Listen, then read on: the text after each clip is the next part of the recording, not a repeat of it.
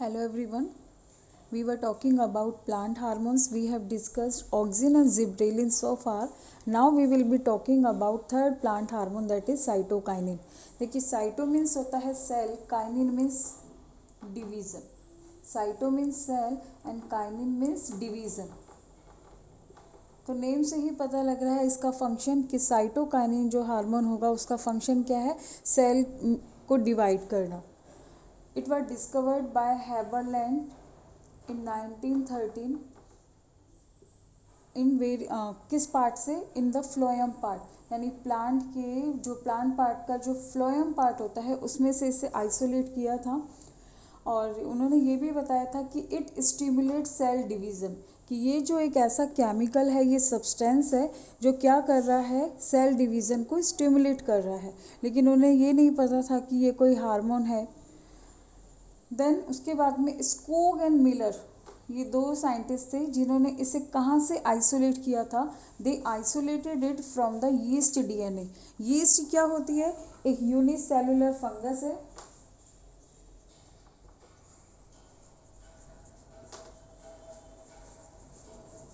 और उसके डीएनए से इसे आइसोलेट किया था और इसे नेम दिया था काइनेटिन. स्कोग एंड मिलर ने इसे आइसोलेट किया और नेम क्या दिया,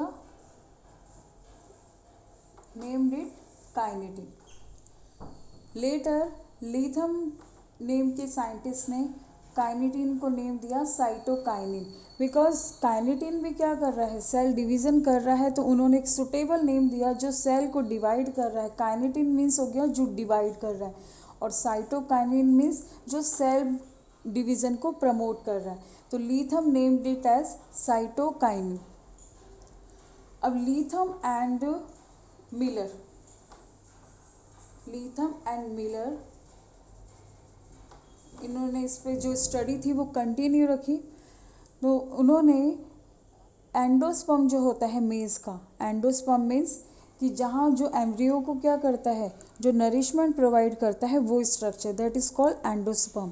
और मेज क्या है, मोनोकोट है, और उसमें एंडोस्पर्म क्या होता है, परसिस्टेंट है, कि यानी एम्ब्रियो डेवलपमेंट के बाद भी उसमें प्रेजेंट रहता है. तो लीथम एंड मिलर ने एंडोस्पर्म, मेज के एंडोस्पर्म से एक साइटोकाइनिन के सिमिलर ही एक केमिकल को आइसोलेट किया और उसे नेम दिया जियाटिन. क्या नेम दिया, जियाटिन.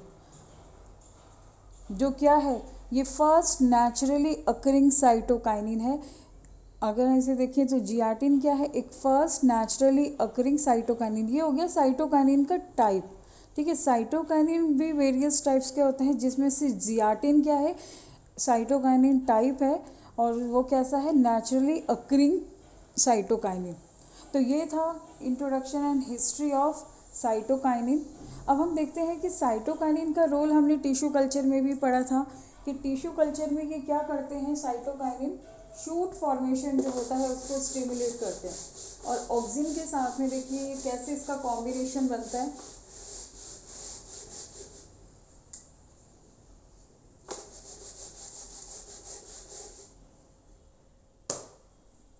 सपोज ये कैलस है जो टिश्यू कल्चर में, जिसे हमने न्यूट्रिएंट मीडियम से बनाया है एक्सप्लांट से, ये है कैलस. अब इस कैलस पे देखिए डिफरेंट हम एक्सपेरिमेंट कर रहे हैं. फर्स्ट इज, अगर हमने लेस तो साइटोकाइनिन रखा,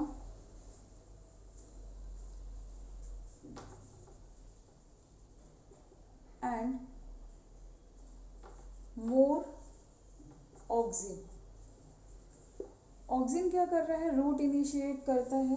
तो इस कैलस में से सिर्फ क्या अपीयर होंगी, रूट्स ओनली. तो इसे दे दिया एक्सपेरिमेंट नंबर 1. अगर क्या रखा, less auxin more cytokinin, then इस कैलस में से क्या डेवलप होंगे, only shoot. Shoot means aerial part, aerial part यानी स्टेम, ओनली शूट अपीयर. ये एक्सपेरिमेंट नंबर 2. थर्ड क्या किया, medium cytokinin and medium auxin. Medium auxin and medium cytokinin. तो root and shoot both formation होगा equal, यानी ये क्या है, इक्वल रेशो में है। थर्ड एक्सपेरिमेंट में जब ये इक्वल रेशो में होगा तो shoot and root both will appear from callus, root also appear and shoot appears. Experiment number 3. Fourth में क्या हुआ, मीडियम तो रखा साइटोकाइनिन प्लस लेस ऑक्सिन। तब भी देखिए अब हमें लगेगा कि भाई मीडियम साइटोकाइनिन है तो शूट अपीयर होगी, बट नहीं। यहाँ पर क्या हुआ फोर्थ एक्सपेरिमेंट में, अगर मीडियम साइटोकाइनिन का तो जो रेशो है वो मीडियम है और ऑक्सिन है वो बहुत कम है, तो कैलस फॉर्म में ही रहेगा। इट मीन्स कैलस क्या रहेगा, कैलस फॉर्म में ही रहेगा। No shoot and root will be appear. Fourth experiment में कैलस में शूट एंड रूट दोनों ही अपीयर नहीं हुई। What does it mean, it means कि जो साइटोकाइनिन है ये सेल डिवाइड करता है, बट इसको भी कौन स्टिमुलेट कर रहा है, ऑक्सिन, तभी अपना वर्क करेगा। और ऑक्सिन यहाँ पे क्या है, लेस अमाउंट में है, ठीक है, तो लेस अमाउंट में है तो ये इसने रूट भी अपीयर नहीं किया। अगर ये हम इसकी कंसंट्रेशन और बढ़ा दें तब इसमें से शूट अपीयर होगी, यानी हम साइटोकाइनिन का अगर जो अमाउंट है वो इंक्रीज करते हैं तब शूट अपीयर होगी ओनली। बट अगर मीडियम अमाउंट में है तो साइटोकाइनिन भी जो इफेक्टिव नहीं होगा। Is it clear. तो ये था हमने साइटोकाइनिन का रोल इन टिश्यू कल्चर। अब हम देखेंगे कि इसके फिजियोलॉजिकल इफेक्ट्स क्या है, कि साइटोकाइनिन है वो सेल डिवीजन के अलावा और क्या क्या उसके फंक्शंस हैं। फिजियोलॉजिकल इफेक्ट्स ऑफ साइटोकाइनिन में first is cell division. Name से ही है इसके कि cyto means cell, division, kinin means division. तो इसका जो प्राइमरी फंक्शन है वो है सेल डिवीजन। बट ऑक्सिन जो है वो किसकी प्रेजेंस में ही इफेक्टिव है, ऑक्सिन की प्रेजेंस में, यानी ऑक्सिन की एब्सेंस में इफेक्टिव नहीं होता। यानी सेल डिवीजन को जो इसे मोटिवेट करता है वो क्या है, ऑक्सिन की प्रेजेंस। साइटोकाइनिन एक्चुअल में क्या है कि मेरिस्टेम में प्रेजेंट होगा। सेल डिवीजन कहाँ होता है, मेरिस्टेम में प्रेजेंट। और मेरिस्टेम क्या होता है, टिप पार्ट, तो वहाँ पर कौन सा हार्मोन प्रेजेंट होता है, ऑक्सिन। यानी ऑक्सिन इसे मोटिवेट कर रहा है कि सेल डिवीजन करनी है। Second is cell elongation. Elongation देखिए, सेल डिवीजन हो गया, एक तो हो गई सेल डिवाइड। इलोंगेशन मीन्स होता है कि साइज इंक्रीज होना, कि जो न्यूक्लियस और जो सेल का साइज इंक्रीज होगा, that is called cell elongation. तो सेल इलोंगेशन में भी ये इफेक्टिव है। सेल डिफ्रेंसिएशन, डिफ्रेंसिएशन मीन्स होता है कि कैलस से भी बॉडी पार्ट, जो प्लांट के जो बॉडी पार्ट्स है, प्लांट पार्ट है, उनका अराइज होना। डिफ्रेंसिएशन मीन्स कि कैलस से इसमें पता नहीं लग रहा कि रूट कहाँ से अराइज होगी, शूट कहाँ से होगी, बट कहाँ से निकलेगी। तो सेल डिफ्रेंसिएशन भी कौन करता है, साइटोकाइनिन, कि रूट यहाँ से अपीयर होगी, शूट अपीयर होगी इस पार्ट से। तो इसका जो रोल है, यह तीनों ही हम एक साथ ही मान सकते हैं कि cell division, cell elongation and cell differentiation. Auxin से ये कैसे देखिए डिफरेंट है। ऑक्सिन जो है वो एपिकल पार्ट में प्रेजेंट होता है ओनली, और जो साइटोकाइनिन है ये इस तरह भी सेल को डिवाइड कर रहा है, लेटरली भी सेल को डिवाइड कर रहा है, यानी एपिकल मेरिस्टेम, इंटरकैलरी मेरिस्टेम में भी ये प्रेजेंट होता है। थर्ड इज प्रिवेंशन और एपिकल डोमिनेंस। एपिकल डोमिनेंस किसका फीचर है, ऑक्सिन का।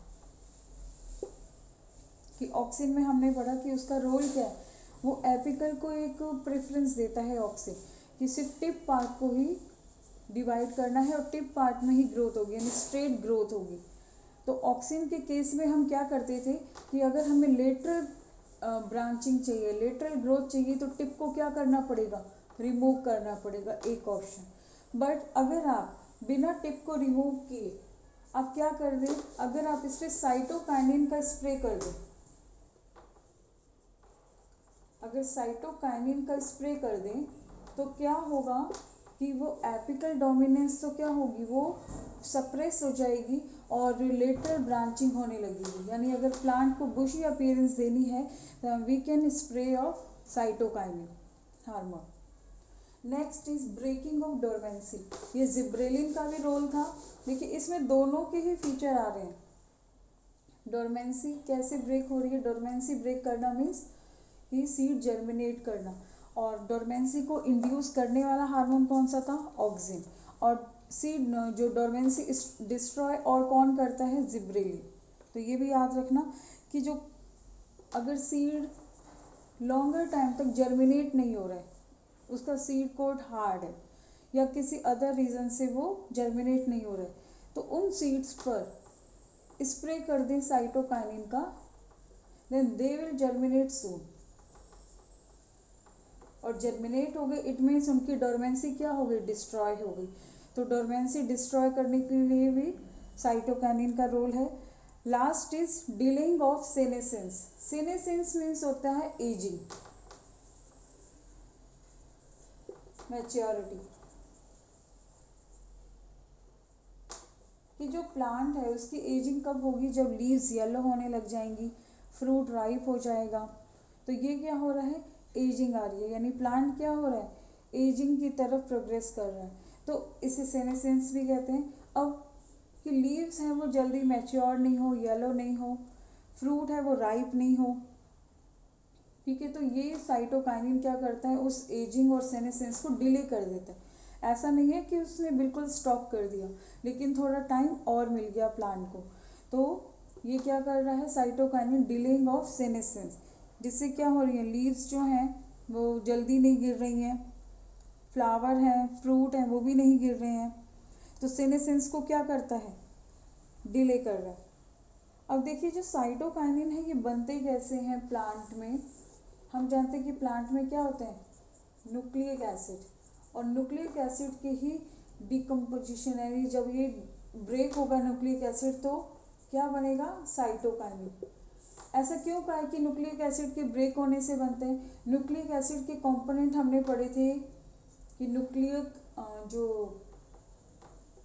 न्यूक्लिक एसिड डीएनए, और डीएनए में क्या होता है, sugar, phosphate, nitrogen base, and जो नाइट्रोजन बेस में भी क्या होता है, प्यूरिन एंड पिरिमिडिन। तो साइटोकाइनिन में जो नाइट्रोजन बेस होता है वो क्या होता है, प्यूरिन, यानी अमाइनो प्यूरिन है। किसके कंपाउंड है ये, अमाइनो प्यूरिन, इसलिए इसे बोलते हैं कि ये न्यूक्लिक एसिड के ब्रेक होने से, डिकम्पोजिशन से ही बनते हैं, या प्रोटीन के डिकम्पोजिशन से, क्योंकि इसमें अमीनो ग्रुप भी है। Is it clear. तो यहाँ पर हमने देखिए फिजियोलॉजिकल इफेक्ट। देखिए जो साइटोकाइनिन है एक तरह से हम कह सकते हैं कि ये अकेले वर्क नहीं कर रहा, और जैसे इसे ऑक्सीजन मिल जाता है तो ये इतना शानदार परफॉर्मेंस करता है, यानी प्लांट्स में जो जो रिक्वायरमेंट है फिजियोलॉजिकल एक्शन के लिए वो ये सब करता है। अगर इसका प्राइमरी फंक्शन पढ़ें कि अगर आ जाए क्वेश्चन कि which hormone stimulate cell division, option A auxin, option B gibberellin, option 3 cytokinin, and option 4 is ethylene. तो प्राइमरी फंक्शन किसका है, सेल डिवीज़न, साइटोकाइनिन का। क्लियर। ऑक्सिन का क्या है, लेंथ, जहाँ पर भी लेंथ इंक्रीज हो रही है एपिकल, यानी एपिकल लेंथ के लिए, ग्रोथ के लिए, वह है ऑक्सिन। और जिब्रेलिन किस में आ रहा था, जिब्रेलिन आ रहा था इंटरनोड का इलोंगेट करना है, मेनली जैसे शुगर केन है या ग्रास है, इनके लेंथ को इंक्रीज करना है। इंटरनोड इलोंगेशन के लिए कौन सा हार्मोन रिस्पॉन्सिबल है, जिब्रेलिन। और इथाइलिन तो एक ही हार्मोन, एक गैसियस हार्मोन है, ये अभी तक हम ये पढ़ रहे थे। ये क्या है, ये क्रिस्टलाइज कर सकते हैं इन हार्मोन्स को, यानी ये लिक्विड और सॉलिड फॉर्म में है। बट इथाइलिन एक ऐसा हार्मोन है जो गैसियस फॉर्म में है। और इथाइलिन का रोल आप याद रखना, जहाँ पे भी आ जाए फ्रूट राइपनिंग, फ्रूट को राइप करने में कौन सा हार्मोन रिस्पॉन्सिबल है, इथाइलिन। नेक्स्ट वीडियो में हम इथाइलिन की बात करेंगे। Thank you.